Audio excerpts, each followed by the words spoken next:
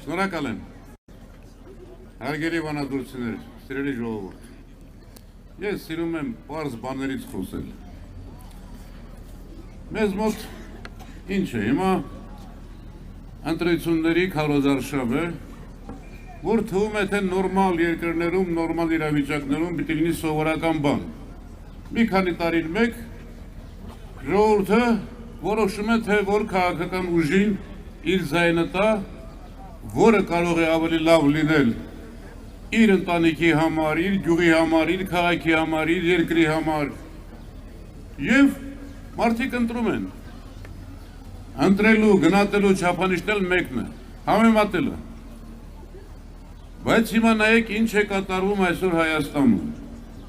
Ինչ խաղաղ ընտրապայքար։ Համատարած գաղտնը լսում է։ Տուն արտուր ընկած մարդկանց վախեցնում է։ Ամեն օր հարյուրավոր խուզարկություններ։ Միայն ընդդիմության տարբեր ուժերից, եթե չեմ սխալվում, այս ընթացքում 100-ի մոտ ձերբակալված, կալանավորված, տնային կալանքի տակ, մեր գործընկերներից կալանքի տակ, մեր ինքնության հենասյուներից սրբազանները կալանքի տակ, տնային կալանքի տակ, և ով է սա անում։ Անում է մի իշխանություն, վախկոտ, վախեցած իշխանություն, որը սարսափում է, որ կարող է ժողովուրդը հանկարծ իրեն ռադանի։ Իսկ ռադանալու հազար պատճառ կա ժողովուրդ ջան։ Հիշում եք չէ, մարդիկ օրեկան ինչ էին ասում։ Հիշում եք չէ, որ ասում էին կառավարության դուրը ժողովրդի դուրն է, ուզենա ոտով կբացի կմտնի։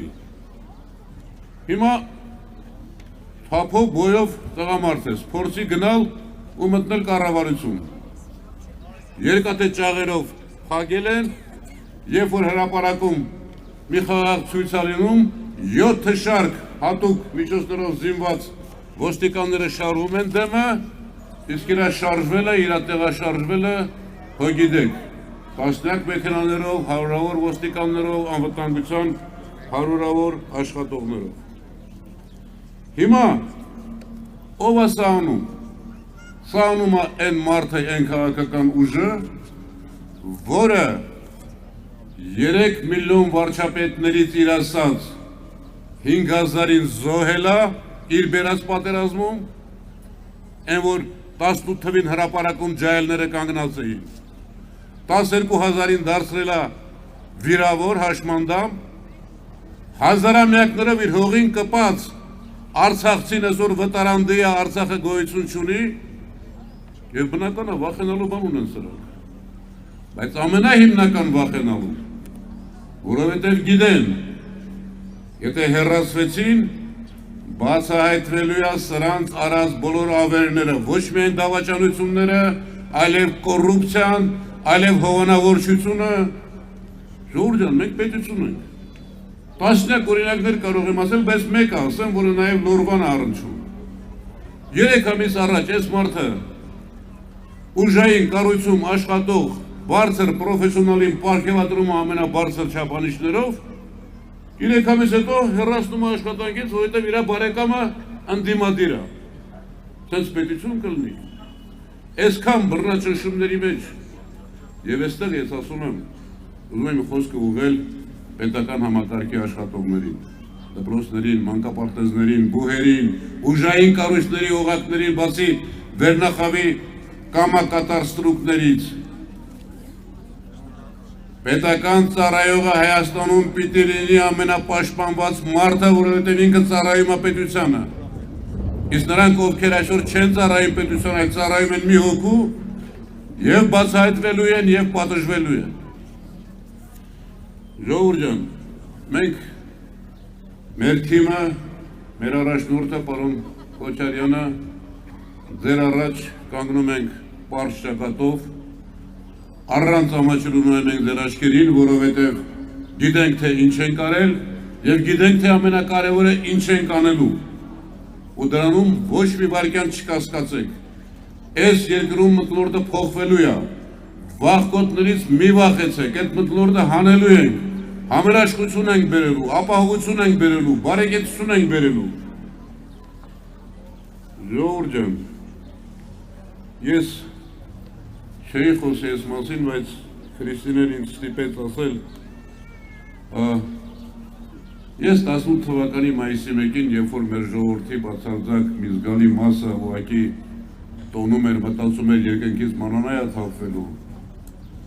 բառացի ասել եմ հետևյալը. սրա վարչապետ դառնալու դեպքում ողբերգական հետևանքները ունենալու իմ ժողովրդի, հրապարակի հրաշալի երիտասարդության, Արցախի, իմ պետության համար։ Առաջի երեքը ցավոք ես անասունը վատ բառ չի, չէ՞, անասունների պատճառով արդեն եղել է։ Բայց եթե շարունակվեց այսպես, նաև լինելու է երրորդը, պետություն չենք ունենալու, իսկ նշանակում է դառնալու ենք, ոնց որ հիմա աշխարհի առաջ նվաստացած ենք, դառնալու ենք վտարանդի արցախցիների նման կամ դառնալու ենք օտարների ծառա, օտարների ստրուկ։ Մի բան էլ ասեմ ավարտեմ, ժողովուրդ ջան, ընտրություններ են, ընտրարշավ, թողնենք դրա ճղճղան, հիստերիկ, ոչ մի ծրագրից է խոսում, որտեղ ոչ մի ծրագիր անելու ընդունակ չի, գոռում է, հայհոյում է, սպառնում է, մենակ վախոտ մարդ իրան կպահի։ Բայց ընտրություններ են և իրական ընդդիմադիր քաղաքական ուժերը բոլորն էլ հայտարարում են, որ եկել ենք, հաղթելու ենք, մենք ենք դառնալու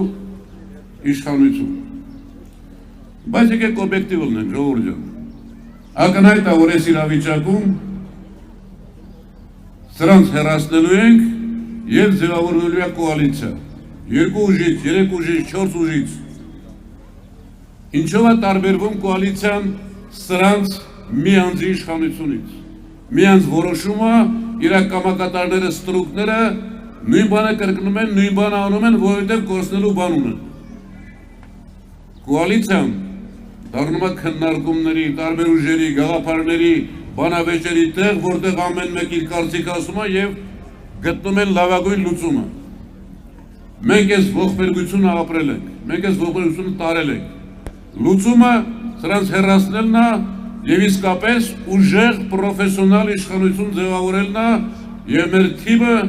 մեր առաջնորդը վկայությունն են, որ մենք կարող ենք հիմնովին այս վիճակը փոխել։ Այսքանը ժողովուրդ ջան, մի վերջին բան, խնդրանք, հորդոր, աղաչանք, պահանջ,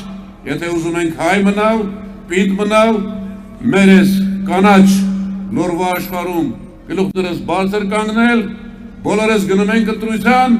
և ընտրում ենք Հայաստանը։ Շնորհակալ եմ։